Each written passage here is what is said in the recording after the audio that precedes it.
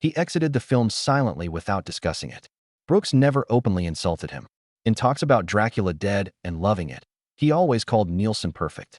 No mention of Langella. Brooks saw two types of actors, who improved the lunacy and who was swallowed. Crown Langella arrives. Mel didn't get royalties. He caused chaos. You had to like Autumn. Second, Gene Wilder. Strangers betray.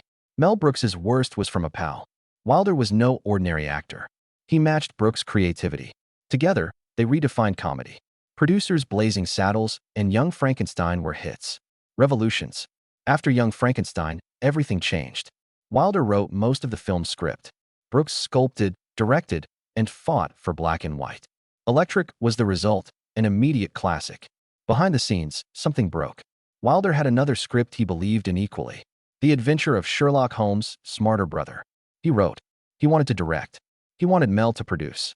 Brooks declined, not because it wasn't humorous or good, but because Gene wasn't ready to direct. He thought. I knew he wasn't. Wilder considered that betrayal. He hoped for help. Brooks distanced him. That distance grew quiet. Wilder completed the film without him. It had Marty Feldman and Madeline Kahn, but it lacked charm. Timing was wrong. Warmth was broken. Brooks and Wilder didn't talk for years. No public fights or hurtful interviews. Two once inseparable guys moving apart. Brothers AUX told a buddy that was like watching your brother go with your funniest joke. After years apart, they reunited quietly at an occasion neither of them expected. No big apologies, no dramatic hug, just a handshake, some jokes, and a return to friendship. But something remained broken. They never worked together again, not because of anger, but disappointment. Brooks stated Wilder was the only performer he trusted with unfinished ideas. He could show him a half-formed scene or character without a punchline, and Gene would finish it like he'd read the finale. Trust vanished after Smarter Brother. Wilder left the circle. Despite his humor, Mel Brooks never let anyone out twice. They were loving, courteous, and respectful in public. In Mel's intimate world of rhythm, instinct, and a peculiar allegiance, Gene Wilder broke the thread. Not mostly, but enough to scar. The person who understands you best may know where to pull. Third, Chevy Chase. Mel Brooks saw energy sixthly.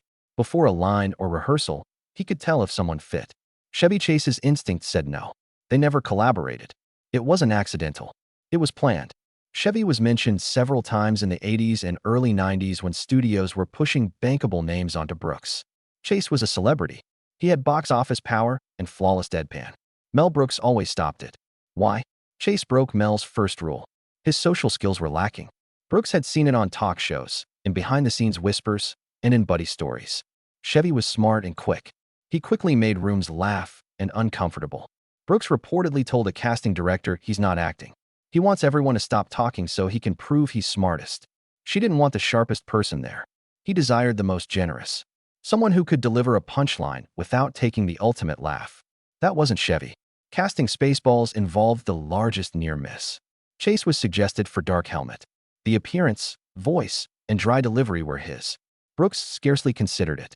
Wanted Rick Moranis. Rick understands when to retreat. Mel later said Chevy only interrupts. Chemistry trumped credit. Brooks revered timing. Ego was not. Mel privately said Chase crashed comedy instead of dancing with it. He liked the talent, but not the presentation. Always smirking, distant. Brooks didn't equate comedy with irony. This was about faith. Any joke, no matter how ridiculous, had to be meant. Chevy didn't. They reportedly met once. Brief, stiff, forgettable. It finished with Mel smiling politely and saying, maybe in another universe. Chase never entered Mel's world. In an interview, Mel said carefully without mentioning names. Self-aware performers neglect to be present. You see people thinking about themselves in a setting. The host inquired about Chevy Chase. Mel grinned and continued. For Brooks, chemistry was everything. Comedy requires a shared rhythm, line spacing, and quiet contract. I'll trust you. Chase distrusted everyone. Silence was his weapon. He was a wordsmith who always had to win. Mel didn't want to win. He liked ensemble. Chase wasn't blacklisted, just left out. Because he didn't fit, not because he wasn't humorous. Misfit in Mel Brooks's world. He was welcomed. However, chaos disguised as confidence remained outside. Number 4, Harvey Korman. Screen-wise, Harvey Korman was golden. His career best laughs came from Mel Brooks' trust. Blazing Saddles, High Anxiety, World History, Part 1. Korman could give a great statement, make a silly expression, and then turn it into comedy. Brooks rarely mentioned the friction beneath that genius. The Carol Burnett show relied on Corman for sketch after sketch. Freedom was his norm. Free scripting, improvisation, room adapting to him. Brooks' sets weren't built that way. Brooks conducted. Each phrase, beat, and reaction mattered. The scene skewed if someone fell out of sync. Corman often strayed despite his talent. Their biggest fight was during high anxiety. Brooks gave him a crucial role. Dr. Montague, the stuffy, evil head of the Psychoneurotic Institute for the severely neurotic. Corman envisioned a character from scratch. New tics, rewrites, and additions. Brooks stopped it. Brooks told him we wrote the humorous part. You need to do it. Corman wasn't pleased. Tensions grew constantly. Corman queried, blocked, and pushed back on line deliveries between takes. Brooks, usually a riffer, cut conversations short. What should have been a flawless shoot required changes. It felt like passive warfare, crew members said. They didn't yell or fight, but every line was negotiated. Mid-shoot, Brooks told a producer Harvey wants to direct. I have that job. They rarely spoke directly by the last week of filming. An assistant took Brooks' notes. Corman isolated during breaks. The enthusiasm that made Blazing Saddles bounce stiffened. The act worked. Corman was too skilled to show anxiety, but Brooks never forgot how he got there. Exhaustion, not meanness, removed Corman's name from future initiatives after excessive tension. Once, Brooks expressed it simply. Certain actors bring joy to set. Harvey delivered brilliance, but constantly faced opposition. There was no fight, just a peaceful understanding. Together, they had reached their limit. The work made Corman proud. He publicly lauded Brooks for years, and Brooks never questioned Corman's role in his best pictures, but they never worked together again.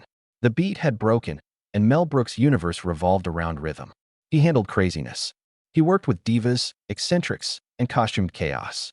What started as a joke became a conflict as collaboration became competitiveness. Disliked winning battles. His goal was to make people laugh. He went on when the joke became too difficult. Number 5, Jerry Lewis. Mel Brooks loved talent, but found arrogance offensive. Jerry Lewis observed one buried in the other and decided it wasn't worth it. For years, genre linked their names. Both were humorous architects creating absurdist universes. They wrote, directed, and starred in their films. Studios pushed for partnership for a while. It never happened. Privately, Brooks regarded Lewis smart and exhausting. Respected the crazy professor. He revered the legacy, not the individual. A mid-1980s casting discussion broke it. Life Stinks, a social satire about a wealthy become homeless, was in development by Brooks. Lewis was suggested for a key supporting part by the studio. People said it would boost prestige. Brooks declined. Don't need someone who thinks he's funny than E-film. He reportedly told his producer.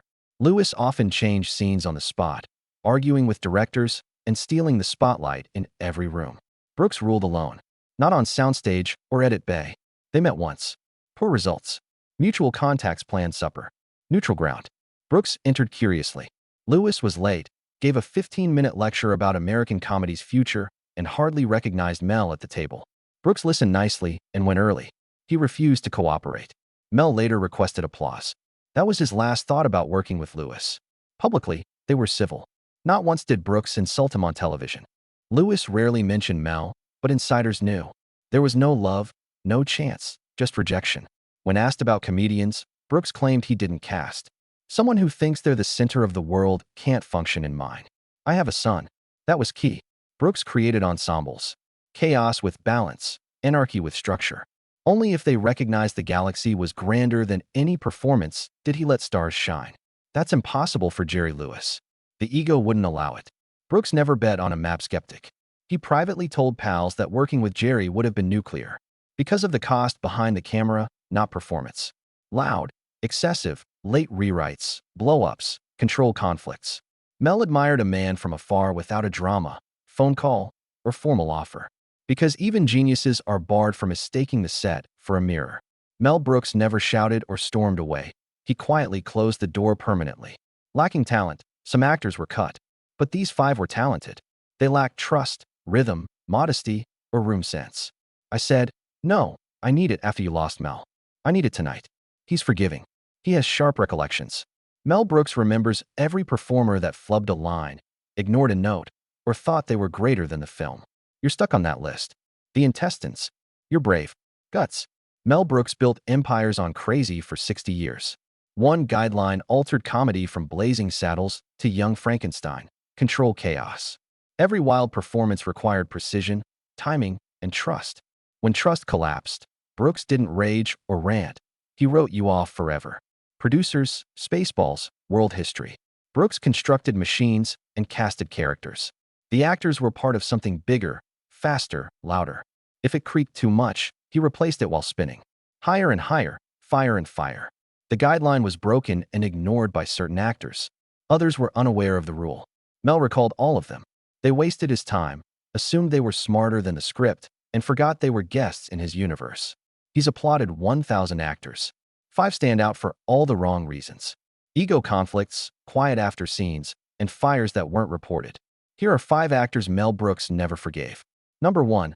Frank Langella. Actors lose roles. Frank Langella lost the director. He appeared to be the answer. Mel Brooks loved killing Dracula, and Langella had played him on Broadway to rave reviews. Tall, lovely, theatrical. He was serious Dracula. That was the issue. Brooks was joking. Fearful catastrophe and candlelit gaze didn't interest him. Spit Flea, a vampire who could give a speech and slip on a candelabra. He wanted them. Langella approached pre-production like Hamlet again.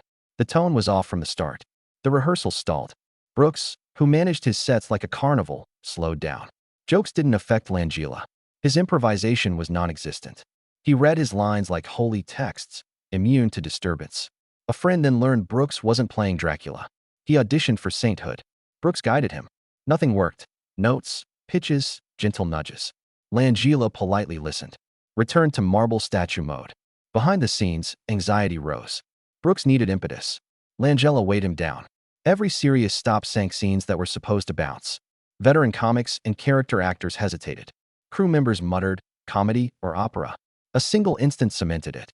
In a test read, Brooks handed Langella a new line. Brooks' twist was classic. A dramatic setup and pratfall. Langella blinked, hesitated, and stated bluntly, "Should I ridicule the text?" After staring at him, Brooks said, "No, I want you to survive." The final straw. After a week, Langella left. A replacement, Leslie Nielsen, was announced without a news statement. Not your typical Dracula. Someone who could act rationally while the world fell apart. Exactly what Brooks wanted. Not seriousness, but chaotic control. Nielsen delivered. Langella didn't. Creative differences were the official explanation for the casting change, although everybody close to the production knew. Mel Brooks wouldn't arm wrestle a Shakespeare monument to slapstick. He wanted someone who got the joke before the punchline. Langella didn't.